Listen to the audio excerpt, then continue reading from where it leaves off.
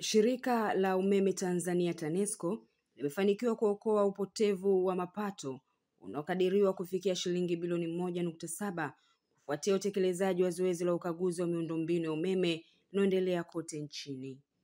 Toka tumeanza ukaguzi huu mpaka sasa tumebaini matukio makubwa mengi ya nchini, na hivyo tumebaini matukio kwa asilimia zaidi ya 35 watu wanajiunganishia umeme kiolela. Tumegundua kuna namna ya uchepushwaji wa umeme kabla ya kufika kwenye mita, kwa maana ya kubypass. Hili nalo tumebaini kwa asilimia zaidi ya 20. Tempering ya mita iko kwenye asilimia 56.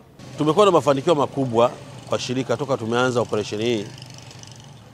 Tumebaini upotevu si chini ya bilioni 4 ambazo tumezibaini zilikuwa zinasababishwa na huo upotevu kwa makosa ambayo nimeyataja, na pesa hizi tumeshazikusanya.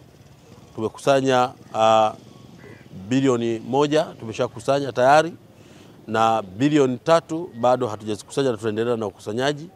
Lakini pia tunaendelea na operation, haijasimama. Tunaendelea kila siku kuhakikisha tunawafikia wateja wetu wote pale walipo.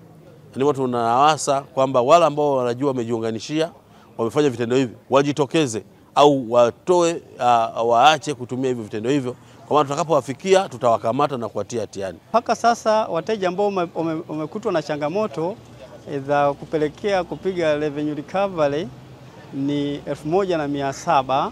Katika wateja hawa tumetenda haki kabisa, na tunapopiga hesabu tumepiga kuzingatia kanuni na taratibu zote za shirika na pia ambazo ni mwongozo kutoka EWURA. Akitoa onyo kwa wateja wanaofanya udanganyifu wa kurejesha umeme kwa kutumia vishoka, mhandisi wa udhibiti wa mapato wa mkoa wa Kinondoni Kusini Salum Bepei amesema kuwa shirika lipo macho na limeunda timu maalum ya kufuatilia vitendo hivyo, na kwamba wote watakaobainika watachukuliwa hatua kali zaidi za kisheria. Ametoa wito kwa wateja kutoa ushirikiano kwa wakaguzi, akisisitiza kuwa zoezi hilo linafanyika kwa mujibu wa sheria na taratibu. Grace Kuni, Global TV.